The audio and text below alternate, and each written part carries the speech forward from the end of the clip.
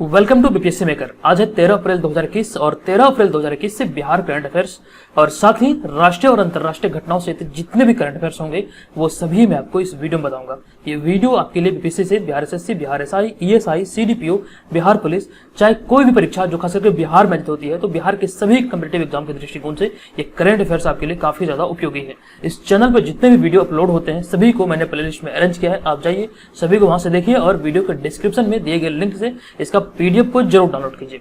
चलिए, पिछले वीडियो में जो मैंने आपसे प्रश्न पूछा था कि निम्नलिखित में से बिहार के किस पर्यटन स्थल पर अब डायरी ऑफ अंटार्कटिका मूवी प्रदर्शित की जाएगी, ये प्रश्न मैंने आपसे पिछले वीडियो में पूछा था। इसका आंसर था पटना चिड़ियाघर। तो सभी लोगों ने इसका सही आंसर किया है। ऑप्शन नंबर ए यहाँ पे इस प्रश्न का सही उत्तर होगा। आपसे जो भी प्रश्न पूछा जाता है सभी लोग प्रश्न का आंसर जरूर क्या कीजिए।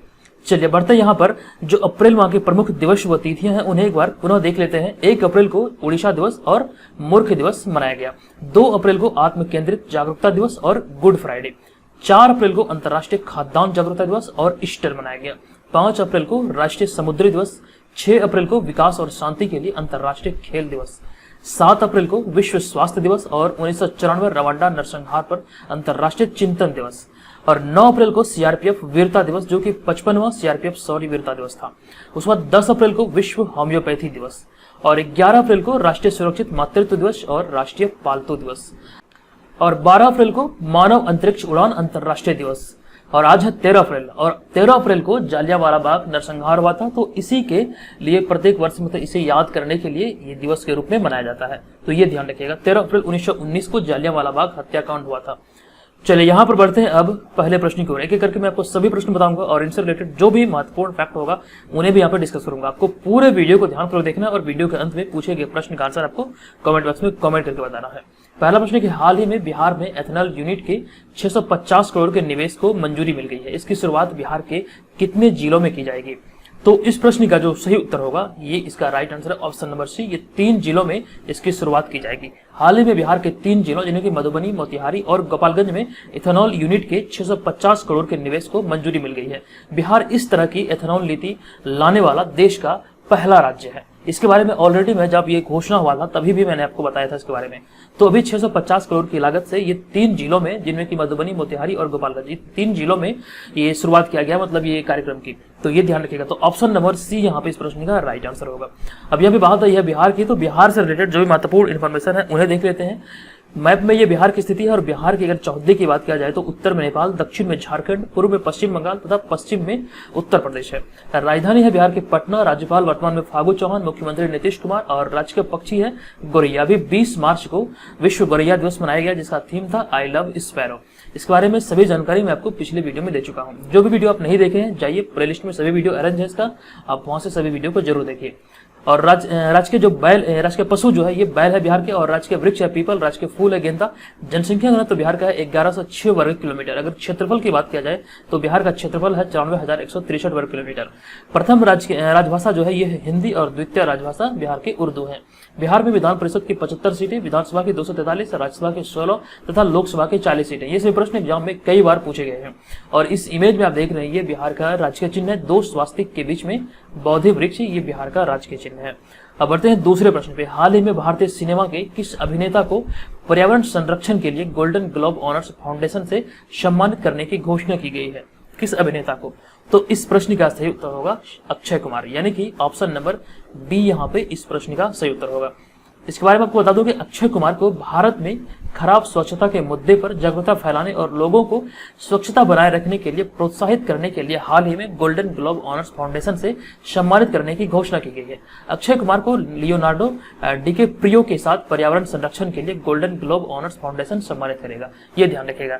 ये जो मतलब कि अक्षय कुमार को जो पुरस्कार दिया जा रहा है ये दिया जा रहा है गोल्डन ग्लोब ऑनर्स फाउंडेशन की तरफ से। इनके साथ में लियोनार्डो डिकैप्रियो को भी मतलब ये अवार्ड अभी 2021 वाला दिया जाएगा। तो ये जो है मतलब कि स्वच्छता को लेकर इससे संबंधित है, तो इसे ध्यान रखेगा। अभी हाल ही में भारत के जो अभिनेता है अक्षय कुमार, इन्हें देने का फैसला किया गया है। तो ऑप्शन नंबर बी यहाँ पे इस प्रश्न का सही उत्तर होगा। चलिए अगला प्रश्न है, तीसरा नंबर प्रश्न है, हाल ही में फुटबॉल को संचालित करने वाली संस्था फीफा किस देश के फुटबॉल फेडरेशन को सस्पेंड कर दिया है? तो इस प्रश्न का सही उत्तर होगा पाकिस्तान के फुटबॉल फेडरेशन को फीफा के द्वारा भी हाल ही में सस्पेंड किया गया है। तो ऑप्शन नंबर डी यहाँ पे इस प्रश्न का सही उत्तर होगा। यहाँ पर देख लीजिए जो भी महत्वपूर्ण इंफॉर्मेशन है इससे संबंधित। हाल ही में फुटबॉल को वैश्विक स्तर पर संचालित करने वाली संस्था फीफा ने तीसरे वर्ग के दखल के कारण पाकिस्तान फुटबॉल फेडरेशन को सस्पेंड कर दिया है। पाकिस्तान फुटबॉल फेडरेशन को तीसरे पक्ष की दखल अंदाजी की वजह से 4 साल में दूसरी बार सस्पेंड किया गया है। ये 4 साल में दूसरी बार सस्पेंड किया गया है। और इसके अलावा फीफा ने चार्ड फुटबॉल एसोसिएशन को भी निलंबित करने का फैसला किया है। ये चार्ड जो है एक अफ्रीकी देश है, तो चार्ड और पाकिस्तान को, ये दोनों देशों को मतलब कि सस्पेंड किया गया अभी फीफा के द्वारा। तो ये चीजों का आप ध्यान रखिएगा। अब यहाँ पे बात आई है फीफा की, तो फीफा से संबंधित कुछ महत्वपूर्ण फैक्ट है उन्हें देख लेते हैं। तो फीफा यानी कि federation international D football association, जिसे आमतौर पर फीफा के भी नाम से जाना जाता है, यह फुटबॉल को वैश्विक स्तर पर संचालित करने वाली एक संस्था है। और फीफा में सदस्य देशों की अगर बात किया जाए तो 211 सदस्य देश हैं फीफा में। और फीफा विश्व कप की अगर बात किया जाए तो फीफा विश्व कप का उद्घाटन 1930 में पहली बार हुआ था और उसके बाद हर 4 साल के बाद इसका आयोजन होता है। लेकिन 1942 और 1946 के दौरान, मतलब 1942 और 1946 में द्वितीय विश्व युद्ध के कारण इसका आयोजन नहीं हो पाया था। तो ये 2 बार ऐसा हुआ था जो कि मतलब इसका आयोजन नहीं हो पाया। और ये ध्यान रखिएगा फीफा विश्व कप की शुरुआत 1930 से मतलब प्रत्येक 4 साल के बाद की जाती है। और इसका जो मुख्यालय है फीफा का, ये ज्यूरिख स्विट्जरलैंड में है। और फीफा की जो स्थापना हुई थी ये 21 मई 1904 को पेरिस फ्रांस में हुआ था। और इसके जो अध्यक्ष हैं अभी वर्तमान में गियानी इन्फेंटिनो है, ये ध्यान रखिएगा। और महासचिव की अगर बात किया जाए फातिमा शमोरा, ये महासचिव है फीफा की। तो ये सभी महत्वपूर्ण फैक्ट है, इन्हें आपको ध्यान रखना है, ठीक है। उसके बाद यहाँ पर बढ़ते हैं अगले प्रश्न पे। अगला प्रश्न है कि किस राज्य सरकार ने हाल ही में कोविड-19 के प्रसार को रोकने के लिए 14 दिनों का मास्क अभियान लॉन्च किया है। तो किस राज्य सरकार के द्वारा अभी कोविड-19 के प्रसार को रोकने के लिए 14 दिनों का मास्क अभियान शुरू किया गया है? तो ये जो शुरू किया गया है ये उड़ीसा सरकार के द्वारा ये अभियान शुरू किया गया है। तो ऑप्शन नंबर सी यहाँ पे इस प्रश्न का राइट आंसर होगा। हाल ही में उड़ीसा सरकार ने कोविड-19 के प्रसार को रोकने के लिए 14 दिनों का मास्क अभियान लॉन्च किया है। यहाँ पे बात आई है उड़ीसा की, तो उड़ीसा से संबंधित कुछ फैक्ट है उन्हें देख लेते हैं। तो उड़ीसा को आप यहाँ पे देखिए मैप में ये स्थिति है उड़ीसा की, और उड़ीसा भारत के पूर्वी तट पर स्थित एक राज्य है। उड़ीसा के उत्तर में झारखंड और उत्तर पूर्व में पश्चिम बंगाल, दक्षिण में आंध्र प्रदेश और पश्चिम में छत्तीसगढ़ से घिरा है तथा पूर्व में बंगाल की खाड़ी है। और यह उसी प्राचीन राष्ट्र कलिंग की आधुनिक नाम है जिस पर 261 ईसा पूर्व में सम्राट अशोक ने आक्रमण किया था। इसके बारे में जब आप प्राचीन इतिहास को पढ़ेंगे तो वहां ये चीजों को पढ़ेंगे कि 261 ईसा पूर्व में जब कलिंग युद्ध हुआ था तो यहाँ पर इसी युद्ध में हताहत होकर अशोक ने मतलब बौद्ध धर्म को अपनाया था। तो वहां पे जब आप पढ़ेंगे प्राचीन भारत में तो ये सभी चीजें आपको देखने को मिलेगा। तो आगे है कि इसी युद्ध में हुए भयानक रक्तपात से व्यतीत होकर अंततः बौद्ध धर्म का अंगीकार किया था अशोक ने। और आधुनिक उड़ीसा की स्थापना जो हुई थी ये 1 अप्रैल 1936 को भारत के एक राज्य में हुई थी। ये ध्यान रखिएगा, 1 अप्रैल 1936 को उड़ीसा का गठन हुआ था। और क्षेत्रफल के अनुसार उड़ीसा भारत का 9वां और जनसंख्या के हिसाब से 11वां सबसे बड़ा राज्य है। ये ध्यान रखिएगा। और राजधानी की अगर बात किया जाए तो भुवनेश्वर उड़ीसा की राजधानी है और जो कि राज्य का सबसे बड़ा शहर भी है। और उसके बाद यहाँ की अगर वर्तमान में राज्यपाल की बात किया जाए तो गणेशी लाल उड़ीसा के राज्यपाल हैं और मुख्यमंत्री भी वर्तमान में नवीन पटनायक हैं। तो इतनी सारी महत्वपूर्ण इंफॉर्मेशन आपको उड़ीसा से संबंधित याद रखनी है। अब बढ़ते हैं अगले प्रश्न पे। हाल ही में कौन सा क्रिकेट खिलाड़ी आईपीएल में चेन्नई सुपर किंग के खिलाफ सर्वाधिक रन बनाने वाले बल्लेबाज बन गए हैं? कौन से खिलाड़ी आईपीएल में चेन्नई सुपर किंग के खिलाफ सर्वाधिक रन बनाने वाले बल्लेबाज बने हैं? तो इस प्रश्न का सही उत्तर आंसर होगा शिखर धवन, यानी कि ऑप्शन नंबर ए यहाँ पे इस प्रश्न का सही उत्तर है। देखिए हाल ही में खेले जा रहे आईपीएल के 14वें सीजन, सबसे पहले तो आपको ध्यान रखना है इस बार जो आईपीएल खेला जा रहा है ये 14वां सीजन है, ठीक है। और 14वें सीजन में दिल्ली कैपिटल की तरफ से खेल रहे शिखर धवन ने चेन्नई सुपर किंग के खिलाफ यह उपलब्धि हासिल की है, अपने नाम की है। और यह इस मैच में शिखर धवन ने 54 गेंदों पर 85 रन बनाकर आईपीएल में चेन्नई सुपर किंग के खिलाफ सर्वाधिक रन बनाने वाले बल्लेबाज बन गए। यानी कि अगर बात किया जाए तो चेन्नई सुपर किंग का, तो चेन्नई सुपर किंग के खिलाफ सर्वाधिक रन बनाने का जो मतलब रिकॉर्ड है ये शिखर धवन के पास है। किसी भी टीम में अगर बात किया जाए तो शिखर धवन एक ऐसे बल्लेबाज हैं जिन्होंने आईपीएल के इतिहास में चेन्नई सुपर किंग के खिलाफ सर्वाधिक रन बनाए हैं। तो ये ध्यान रखिएगा, ऑप्शन नंबर ए यहाँ पे इस प्रश्न का सही उत्तर हो जाएगा। अब यहाँ पे बढ़ते हैं अगले प्रश्न पे। हाल ही में भारतीय रिजर्व बैंक यानी कि आरबीआई ने पेमेंट बैंकों के लिए डिपॉजिट लिमिट को बढ़ाकर कितने रुपए कर दिया है? देखिए पेमेंट बैंक की यहाँ पे बात की जा रही है, तो आरबीआई के द्वारा पेमेंट बैंकों के लिए डिपॉजिट लिमिट को बढ़ाकर कितने रुपए किया गया है? इस प्रश्न का सही आंसर होगा 2 लाख रुपए बढ़ाकर किया गया है। इसके बारे में जान लेते हैं कि हाल ही में भारतीय रिजर्व बैंक यानी कि आरबीआई ने पेमेंट बैंकों के लिए डिपॉजिट लिमिट को 1 लाख रुपए से बढ़ाकर 2 लाख कर दिया है। तो आपको ये भी ध्यान रखना है कि पहले कितना था अब कितना हो गया है। तो पहले 1 लाख रुपए था और अब 2 लाख कर दिया गया है। दोस्तों इस तरह का जो वीडियो है इसे बनाने में काफी ज्यादा मेहनत लगती है, तो प्लीज आपसे हाथ जोड़कर रिक्वेस्ट है कि वीडियो को जरूर लाइक किया कीजिए। अगर आपको वीडियो से सच में हेल्प मिलती है तो वीडियो को जरूर लाइक कीजिए। इस वीडियो का टारगेट मैं पिछले वीडियो की तरह ही 300 दे रहा हूं। आपने पिछले वीडियो में 300 लाइक पूरे किए, तो मुझे इस वीडियो में भी हर हाल में 300 लाइक चाहिए। अगर आपको सच में हेल्प मिल रही है तो वीडियो को लाइक जरूर कीजिए। और यहाँ पे जो भी चीज अगर आप मुझे कुछ सजेशन देना चाहते हैं तो इस वीडियो के कमेंट बॉक्स में सजेस्ट कर सकते हैं, ठीक है। तो ये बात का ध्यान रखिएगा, आपका एक लाइक से हमारा मोटिवेशन बहुत बढ़ता है। आप अगर लाइक करते हैं वीडियो को तो वीडियो और भी व्यूअर के पास रिकमेंड होती है, तो चैनल पे जो वीडियो अपलोड होता है इस पे व्यूज बढ़ता है और भी वीडियो बनाने का मन करता है। तो प्लीज लाइक जरूर कीजिएगा। अब यहाँ पे बात आई है आरबीआई की, तो आरबीआई से संबंधित जो भी महत्वपूर्ण इन्फॉर्मेशन है उन्हें देख लेते हैं। तो आरबीआई का जो स्थापना हुआ था, पहले यहाँ पे जान लेते हैं कि आरबीआई की स्थापना भारतीय रिजर्व बैंक अधिनियम 1934 के प्रावधानों के अनुसार 1 अप्रैल 1935 को हुई थी। ये प्रश्न बहुत सारे एग्जाम में कई बार पूछा गया है। यहाँ पे 2 प्रश्न बनता है कि आरबीआई का स्थापना कब हुआ था, तो 1 अप्रैल 1935 को हुआ था। दूसरा ये बनता है कि भारतीय रिजर्व बैंक अधिनियम 1934 के प्रावधानों के अनुसार हुआ था। ये भी बात ध्यान रखिएगा। रिजर्व बैंक का केंद्रीय कार्यालय प्रारंभ में कोलकाता में स्थापित किया गया था, जिसे कि 1937 में अस्थायी रूप से मुंबई में स्थानांतरित किया गया। आरबीआई के गवर्नर की नियुक्ति वित्त मंत्री के सलाह पर प्रधानमंत्री द्वारा किया जाता है। मोस्ट इंपोर्टेंट प्रश्न है, ये भी कई बार पूछा गया है। और आरबीआई का प्रतीक चिन्ह, ये भी बात आपको ध्यान रखना है, तो ताड़ का पेड़ और बाघ। यहाँ पे आप देख सकते हैं ये आरबीआई का ये जो लोगो है ये बाघ है और ये ताड़ का पेड़ है, तो दोनों का आपको ध्यान रखना है। ये आपसे एग्जाम में पूछा जा सकता है कि आरबीआई का प्रतीक चिन्ह क्या है, तो ताड़ का पेड़ और बाघ ये आरबीआई का प्रतीक चिन्ह है। इसका मुख्यालय है मुंबई में और अभी आरबीआई के गवर्नर है शक्तिकांत दास। तो इतनी सारी महत्वपूर्ण इंफॉर्मेशन को आपको यहाँ से याद रखनी है। अब बढ़ते हैं यहाँ पर जो टेस्ट सीरीज से संबंधित इन्फॉर्मेशन है। सरसफी बीपीएससी, अगर आप तैयारी में लगे हैं सरसफी बीपीएससी या फिर बीपीएससी सीडीपीओ की, तो घर बैठे आप अपनी तैयारी को बेहतर कर सकते हैं इस पेड ग्रुप को ज्वाइन करके। आपको मैं हर वीडियो बताता हूँ और यहाँ भी मैं बता दूं कि ये अगर आप ज्वाइन करते हैं तो केवल 399 रुपया पे करके आप इन सभी चीजों का लाभ उठा पाएंगे। आप यहाँ पे देख सकते हैं test series, current affairs, Bihar GK, previous year question, जो भी चीजें यहाँ पे आपको है वो सभी चीजें एकदम से अच्छी क्वालिटी का आपको मिलेगा। आप एक बार इस जो डिस्क्रिप्शन में एक व्हाट्सअप नंबर दिया गया, आप वहां पर जाइए, उस पर मैसेज करके इसका डेमो पीडीएफ मंगाइए और इसके बाद देखिए। ये अगर आपको पसंद लगे तो जरूर इसे ज्वाइन कर लीजिएगा। इससे आपकी तैयारी काफी ज्यादा इंप्रूव होगी और आपका सिलेक्शन होने का चांसेस काफी ज्यादा हो जाएगा। चलिए अगला प्रश्न, 7वां नंबर प्रश्न की निम्नलिखित में से किस देश में भारतीय उच्चायोग के इंदिरा गांधी सांस्कृतिक केंद्र द्वारा एक संस्कृत शिक्षण लिटिल गुरु लॉन्च किया जा रहा है? किस देश में?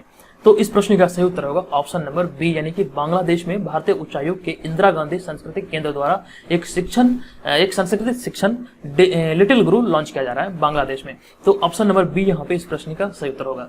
संस्कृत लर्निंग लिटिल ऐप भारतीय संस्कृति संबंध परिषद द्वारा चलाया जा रहा अभियान का एक हिस्सा है और इसका उद्देश्य विश्व भर में छात्रों, धार्मिक विद्वानों, वैज्ञानिकों और इतिहासकारों के बीच संस्कृत भाषा को बढ़ावा देना है। तो ये अभी हाल ही में बांग्लादेश में से लॉन्च किया गया है लिटिल गुरु के नाम से। तो ये ऑप्शन नंबर बी यहाँ पे इस प्रश्न का सही उत्तर होगा। अब यहाँ पे बात आई है बांग्लादेश की, तो बांग्लादेश से संबंधित कई सारे प्रश्न एग्जाम में कई बार रिपीट हुए हैं, तो इन्हें देख लेते हैं, ठीक है। तो बांग्लादेश का ये राष्ट्रीय ध्वज है, इन्हें ध्यान रखिएगा। और बांग्लादेश गणतंत्र जो है ये दक्षिण जम्बू द्वीप का एक राष्ट्र है और इसकी जो सीमा रेखा है उस समय निर्धारित हुई थी जब 1947 में भारत के विभाजन के समय इसे पूर्वी पाकिस्तान के रूप में पाकिस्तान का पूर्वी भाग घोषित किया गया था, ठीक है। ये ध्यान रखिएगा, पूर्वी पाकिस्तान के रूप में पाकिस्तान का पूर्वी भाग घोषित किया गया था 1947 के समय में। बांग्लादेश पूरी दुनिया में 8वां सबसे अधिक घनी आबादी वाला देश है और बांग्लादेश का जो राष्ट्रगान है ये कई बार एग्जाम में पूछा गया है। तो यहाँ का जो राष्ट्रगान है ये अमार सोनार बंगला, ये ध्यान रखना है। और बांग्लादेश की राजधानी है ढाका और सबसे बड़ा नगर जो कि यही है ढाका। और राज्यभाषा यहाँ की है प्रमुख बांग्ला। और यहाँ पे अगर प्रमुख धर्म की बात किया जाए तो मुस्लिम धर्म यहाँ पे राष्ट्रीय धर्म है। उसके अलावा वहाँ पे बहुत सारी मतलब और भी धर्म है जैसे कि हिंदू, बौद्ध, ईसाई, ये सभी आंशिक तौर पर यहाँ पे है। और बांग्लादेश की जो प्रधानमंत्री है ये शेख हसीना, राष्ट्रपति अब्दुल हामिद और यहाँ की जो मुद्रा है ये है टका। तो इतनी सारी महत्वपूर्ण इंफॉर्मेशन को आपको ध्यान रखना है। चलिए अगला प्रश्न, निम्नलिखित में से किस राज्य सरकार ने हाल ही में सरकारी लेनदेन को आसान बनाने के साथ ही दक्षता और पारदर्शिता में सुधार के लिए ई कुबेर प्रणाली को लागू करने का निर्णय लिया है? ई कुबेर प्रणाली को लागू करने का निर्णय लिया है किस राज्य सरकार ने? तो इसका सही उत्तर होगा ऑप्शन नंबर बी, यानी कि उत्तर प्रदेश सरकार के द्वारा अभी हाल ही में ई कुबेर प्रणाली को लागू करने का निर्णय लिया गया है। इसके बारे में आपको बता दूं कि हाल ही में उत्तर प्रदेश सरकार ने ई कुबेर प्रणाली को लागू करने का निर्णय लिया है। और ई कुबेर आरबीआई का मुख्य बैंकिंग समाधान है जो कि बैंकों को देश भर में अपने एकल चालू खाते को जोड़ने में सक्षम बनाता है और इसका उपयोग केंद्रीय बैंकों द्वारा बैंकों के साथ विभिन्न लेन देन में निष्पादन करने के लिए किया जाता है। तो ये आपको ध्यान रखना, ये अभी हाल ही में ई कुबेर प्रणाली को लागू करने का निर्णय उत्तर प्रदेश सरकार के द्वारा लिया गया है। तो यहाँ पे बात आई है उत्तर प्रदेश की, तो उत्तर प्रदेश से संबंधित कई सारे इंपॉर्टेंट फैक्ट है, उन्हें देख लेते हैं जो कई बार एग्जाम में पूछे गए हैं। ये मैप में स्थिति है उत्तर प्रदेश की और ये है बिहार, ये ध्यान रखिएगा, ये है बिहार। तो उत्तर प्रदेश उत्तर भारत का एक राज्य है, यह भारत में सबसे अधिक जनसंख्या वाला राज्य है और साथ ही दुनिया में सबसे अधिक जनसंख्या वाला देश उपखंड है। तो इतनी सारी चीजों का आपको ध्यान रखना है। और यह 1 अप्रैल 1937 को ब्रिटिश शासन के दौरान संयुक्त प्रांत आगरा व अवध के रूप में स्थापित किया गया था। ब्रिटिश शासनकाल में इसे यूनाइटेड प्रोविंस कहा जाता था, यानी कि उत्तर प्रदेश को यूनाइटेड प्रोविंस कहा जाता था, जो कि 1950 बदलकर उत्तर प्रदेश हो गया। उत्तर प्रदेश की राजधानी है लखनऊ, जो कि राज्य का सबसे बड़ा शहर भी है। उत्तर प्रदेश में 75 जिले हैं। अभी वर्तमान में राज्यपाल है आनंदीबेन पटेल। उत्तर प्रदेश के मुख्यमंत्री हैं योगी आदित्यनाथ और उप मुख्यमंत्री हैं केशव प्रसाद मौर्य और दिनेश शर्मा। और यहाँ के जो पुलिस महानिदेशक हैं ये हितेश चंद्र अवस्थी। तो इतनी सारी चीजों को आपको यहाँ से याद रखनी है। अब बढ़ते हैं नेक्स्ट प्रश्न में। निम्नलिखित में से किस देश ने हाल ही में बंगबंधु मेमोरियल संग्रहालय का दौरा किया है? निम्नलिखित में से किसने हाल ही में बंगबंधु मेमोरियल संग्रहालय का दौरा किया है? तो इस प्रश्न का सही उत्तर होगा ऑप्शन नंबर सी, यानी कि Manoj Mukund Naravane. Option number C यहाँ पे इस प्रश्न का सही उत्तर होगा। हाल ही में भारतीय सेना प्रमुख मनोज मुकुंद नरवणे ने बंगबंधु मेमोरियल संग्रहालय का दौरा किया है। बंगबंधु मेमोरियल संग्रहालय बांग्लादेश के संस्थापक और राष्ट्रपति शेख मुजीबुर रहमान का व्यक्तिगत निवास स्थान था। इसका उद्घाटन 14 अगस्त 1994 को हुआ था। तो ये ध्यान रखना आपको, ये भी मनोज मुकुंद नरवणे बांग्लादेश के दौरे पे है, बंगबंधु मेमोरियल संग्रहालय के दौरे पे है। तो ऑप्शन नंबर सी यहाँ पे इस प्रश्न का सही उत्तर होगा। अब यहाँ पे बढ़ते हैं नेक्स्ट प्रश्न पे। निम्नलिखित में से किस देश की महिला क्रिकेट टीम ने हाल ही में लगातार 22 वनडे मैच जीतकर विश्व रिकॉर्ड बनाया है? किस देश की महिला क्रिकेट टीम ने लगातार 22 वनडे मैच जीत करके एक विश्व रिकॉर्ड दर्ज किया है? इस प्रश्न का सही उत्तर होगा ऑस्ट्रेलिया, यानी कि ऑप्शन नंबर सी यहाँ पे इस प्रश्न का सही उत्तर हो जाएगा। इसके बारे में बता दूं कि हाल ही में ऑस्ट्रेलिया की महिला क्रिकेट टीम ने न्यूजीलैंड को हराकर इतिहास रच दिया। 3 मैचों की वनडे की सीरीज में पहला मैच जीतकर कंगारू महिला टीम ने यह बड़ी उपलब्धि हासिल की है। वे लगातार सबसे अधिक वनडे मुकाबले जीतने वाली टीम बन गई है। ऑस्ट्रेलिया महिला क्रिकेट टीम ने लगातार 22 वनडे मैच जीते हैं अब तक। तो ये मतलब एक रिकॉर्ड है कि लगातार 22 वनडे मैच ऑस्ट्रेलिया महिला क्रिकेट टीम के द्वारा जीता गया है। तो इन्हें आपको ध्यान रखना है, ये महत्वपूर्ण हो सकते हैं आपके लिए। चलिए यहाँ पे बात है ऑस्ट्रेलिया की, तो ऑस्ट्रेलिया से संबंधित कुछ महत्वपूर्ण इन्फॉर्मेशन है, उन्हें देख लेते हैं। तो ये है राष्ट्रीय ध्वज ऑस्ट्रेलिया का, और यहाँ के प्राइम मिनिस्टर है स्कॉट मॉरिसन, और ऑस्ट्रेलिया की राजधानी जो है यह कैनबरा। ऑस्ट्रेलिया दक्षिणी गोलार्ध के महाद्वीप के अंतर्गत एक देश है जो दुनिया का सबसे छोटा महाद्वीप है और दुनिया का सबसे बड़ा द्वीप भी है, ये ध्यान रखिएगा। ऑस्ट्रेलिया एकमात्र ऐसी जगह है जिसे एक ही साथ महाद्वीप, एक राष्ट्र और द्वीप माना जाता है।